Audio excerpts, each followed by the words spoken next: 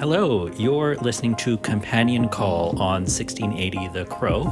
I'm your host, Gurpreet Kambo, with my producer, Bonnie Chakawa, in the producer's booth over there. We're talking about neurodivergence in the post-secondary setting. I was diagnosed with attention deficit disorder as an adult in university, not at BCIT, somewhere else, but I went back to school to finish a bachelor's degree in my late 20s, after having had a rough time with it when I was younger, multiple goes at post-secondary as an adult.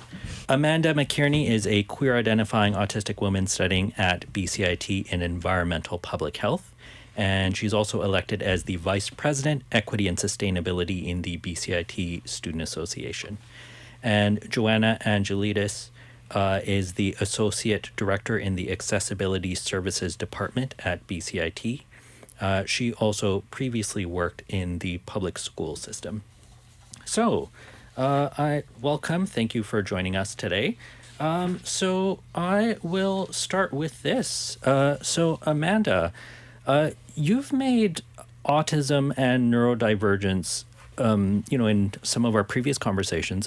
I understand it's one of the focuses of your role as VP Equity. Why is that?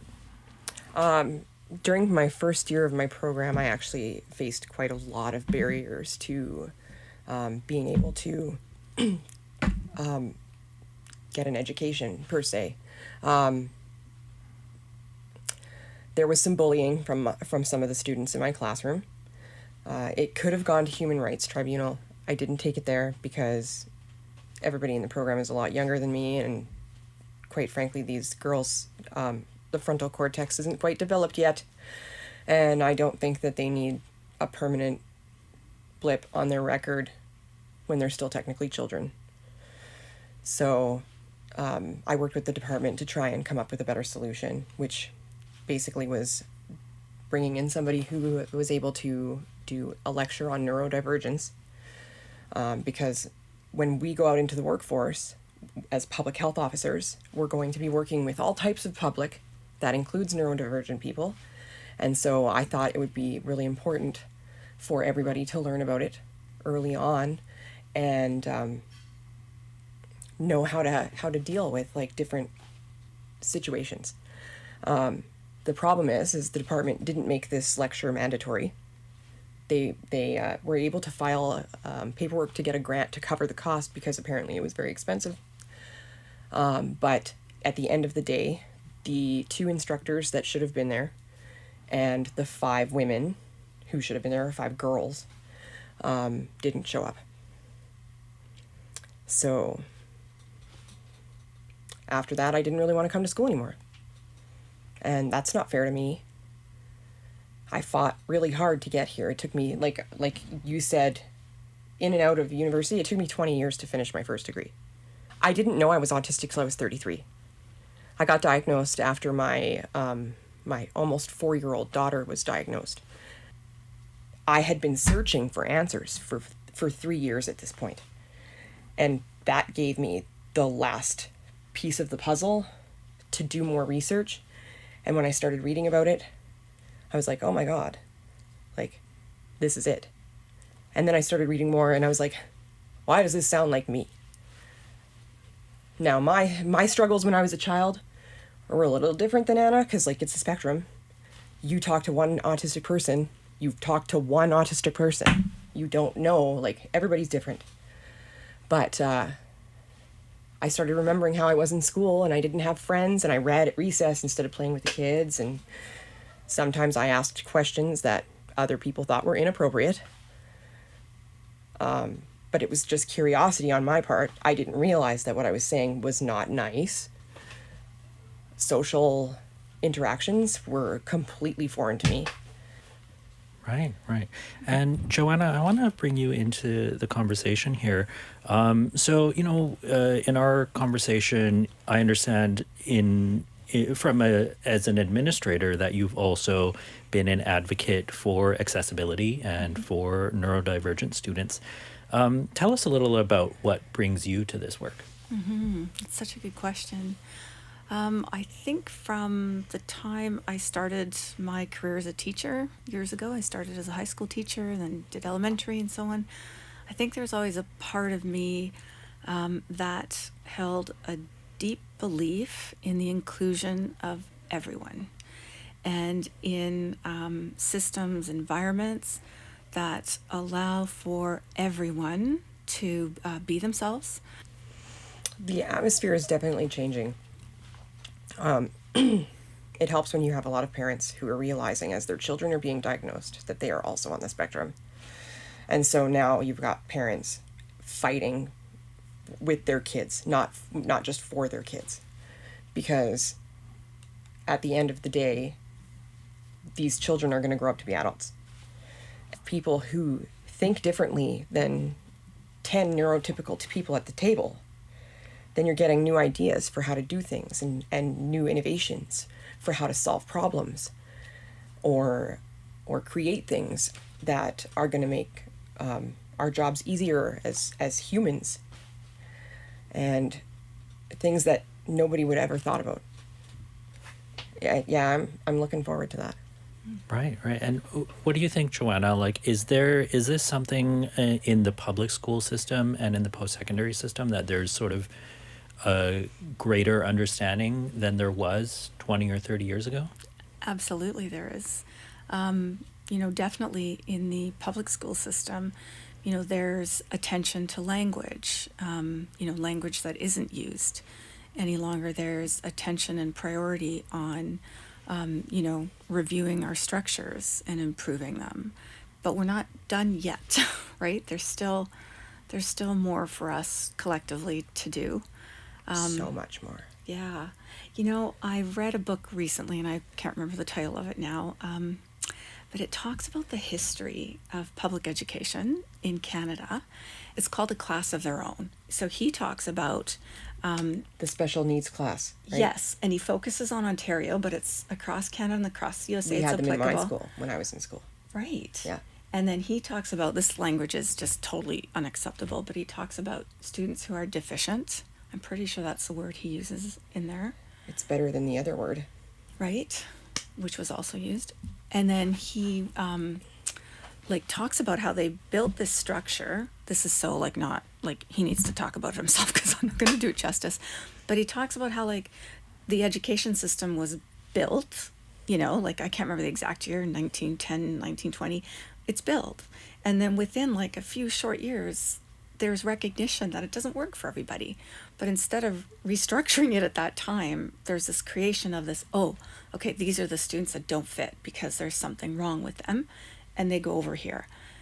Well, you got K to 12. When you think about why education systems and why school was formed in the first place, in particular, the lower levels of school, it was to basically train kids to grow up and be worker bees, right? So when you have kids in there that aren't learning the same as the other ones, they're probably not going to be worker bees. So you want to hide them. When we look at where we are, they're like a continuum from this place that was super exclusionary and, quite frankly, discriminatory. We're constantly improving, and it's taking much longer than it should, I'm sure, but we're not there yet, right? We're not even close. Right, exactly. So knowing this here, right, where we came from, I think is super important. So it's all political, right? I feel like it's not just, that a neurodivergent person has a disability because they function differently, right? It's as I mentioned in the introduction, that it feels like this is kind of a growing movement, right? That the society needs to adjust itself. Yes. Mm-hmm. Well, yeah, we're trying to operate in a world that was not created for how we work. Right. There's actually a local autism advocacy group called Square Peg Society. I joined it last week. Right. Cool. What does that mean to you, the phrase square peg? I don't fit in the standard box. I'm totally okay with that. I own my authenticity now. I'm not masking anymore. It's doing that is exhausting. What's masking? Tell me about that. Masking is something that a lot of mostly autistic women do in order to try and fit in. Because, especially for women, when you don't fit in, Life is hell, literally hell. I can tell you that growing up with no friends was not fun. Now that I think back, like, I don't have any really long standing relationships with people.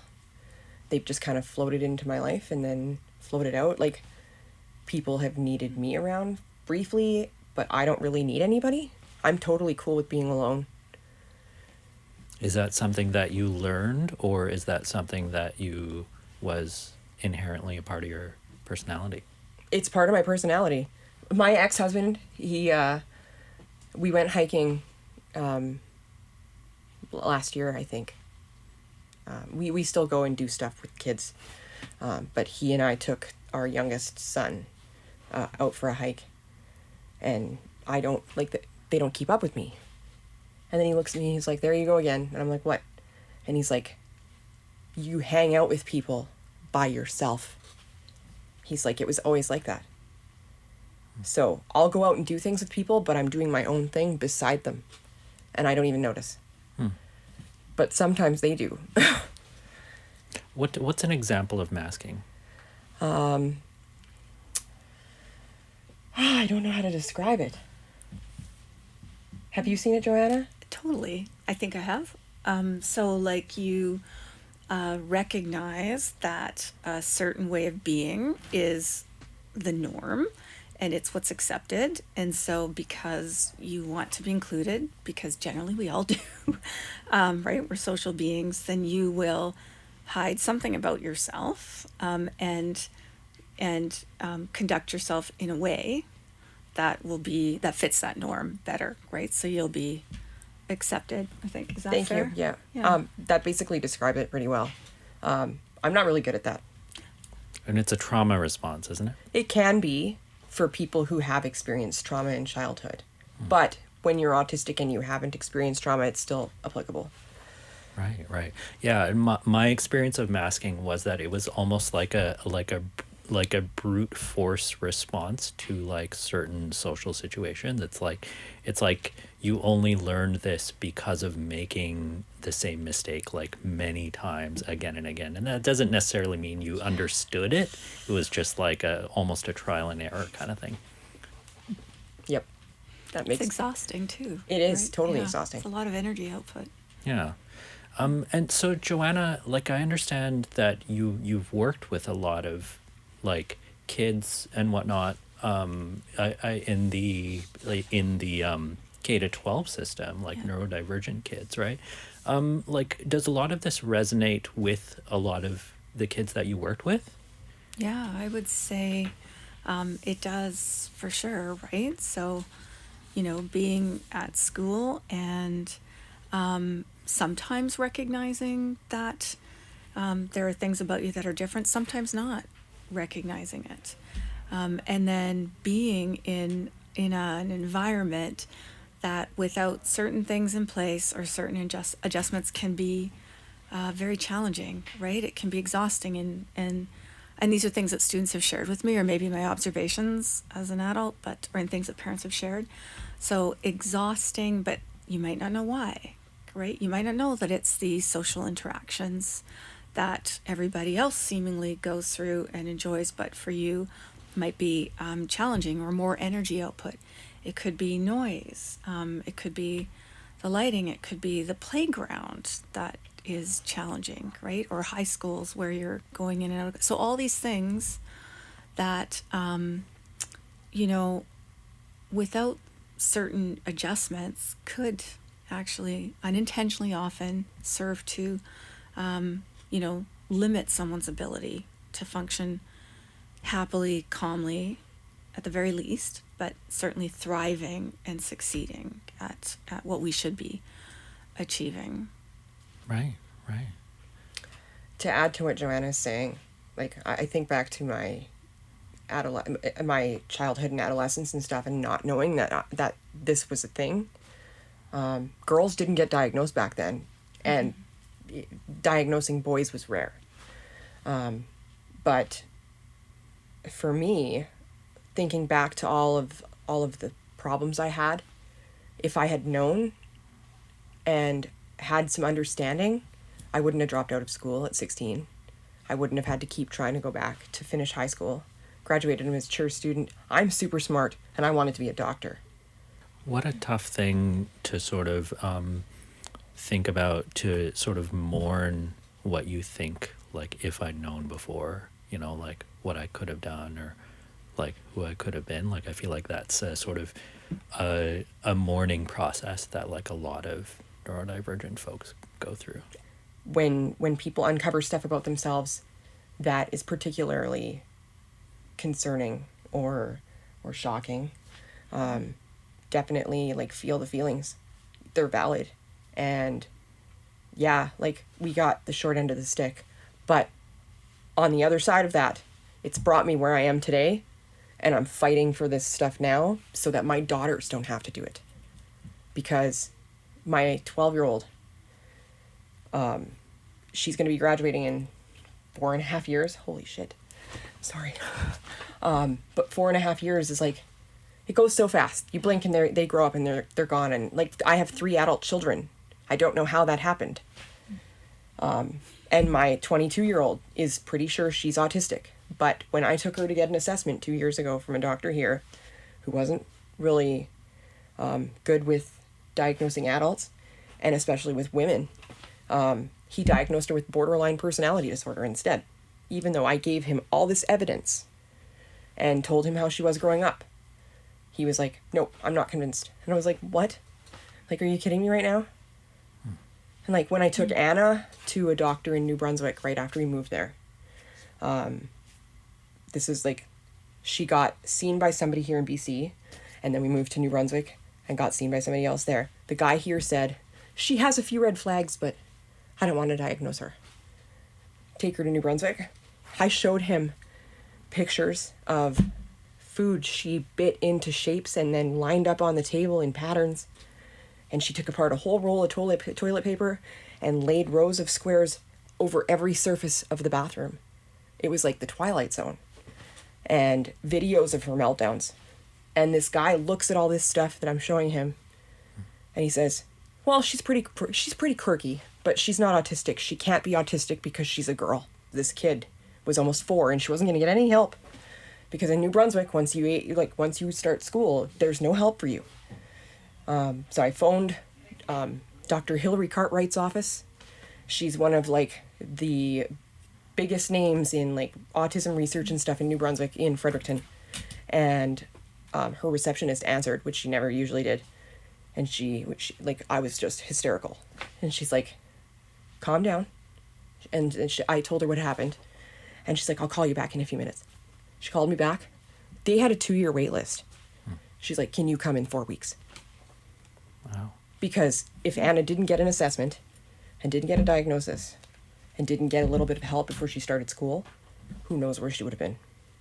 And they knew that because she was older. They made a space for her.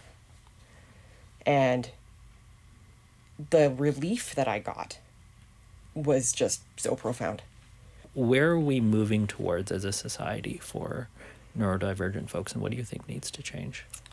I think, and I'm being a bit repetitive here, but I think it's all of us orienting from a place of authentic inclusion of everyone. I think that's really critical. And then from that will flow, things like our systemic things, right? And our systems and our procedures and all that kind of stuff will flow from that. So once we're oriented in that way, we'll look at, what are the policies that we need to continue to revise? What policies are missing that we need to have in place? If we look at a post-secondary institution as an example, what is it that instructors are doing already that needs to stay, and what is not being done that would need to be done so that we are living out our commitment to being truly inclusive. I also think, and that's part of that commitment to being truly inclusive, is that the stigma, disappears. That we can all feel comfortable just being our authentic selves, right? And the diversity amongst us. And then I think over the years, we'll start to see, as students go through our systems, we'll start to see more and more diversity in the various places that adults contribute to our communities. Like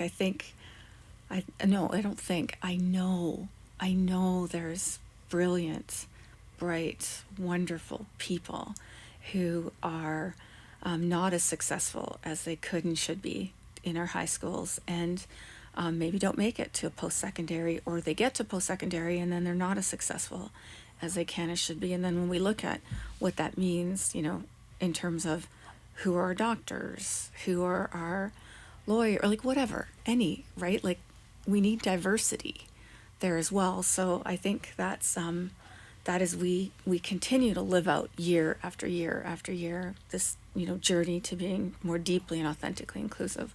We'll start to see that starting to have really good impact for us as we have true diversity in all the things that adults do in a society. And I don't know if I made that point really clearly, but I think if we only have a certain kind of brain or a certain kind of way of thinking or being in all these adult roles that we hold, then that doesn't serve us at all. We need that diversity.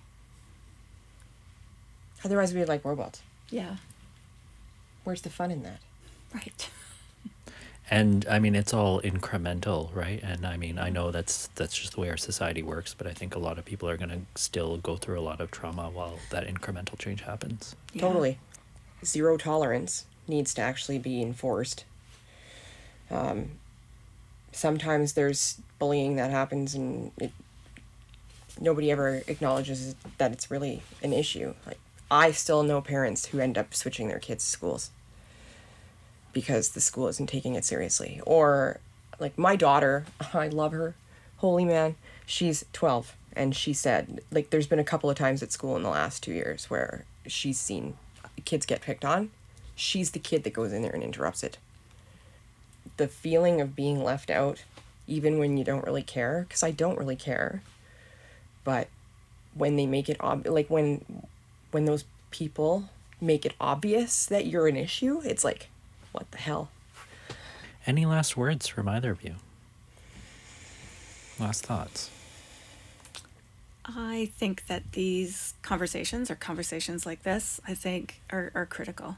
I think hearing the stories, and giving ourselves time to reflect on them and look at what that means for us, and what do we change about what we're doing and how we're doing it. I think that's important, right? Conversations like this. Absolutely. And like, to go one step further, as the VP of Equity and Sustainability, one of my objectives is actually to get cultural safety and trauma-informed care and neurodiversity training to be implemented into the curriculums here at BCIT. And hopefully beyond that. Like, I have my sights set on, like, actual provincial policy and then national. Because this is ridiculous. We start with education, right? Education changes people. People can't be excluding people that they learn and understand. And I think that that's where we start. Mm-hmm. Right. All right. Well, thank you to the both of you. And I'm really glad that I could bring the both of you together and have you guys meet each other and talk. It's like having a meeting of the minds about neurodivergence, in a sense. So I really appreciate you guys having this, having this very candid conversation here. Thank you for joining me. And that was Joanna Angelidis and Amanda McKearney. My name is Gurpreet Kambo, and my producer in the producer booth over there is Bonnie Chakawa. This is Companion Call.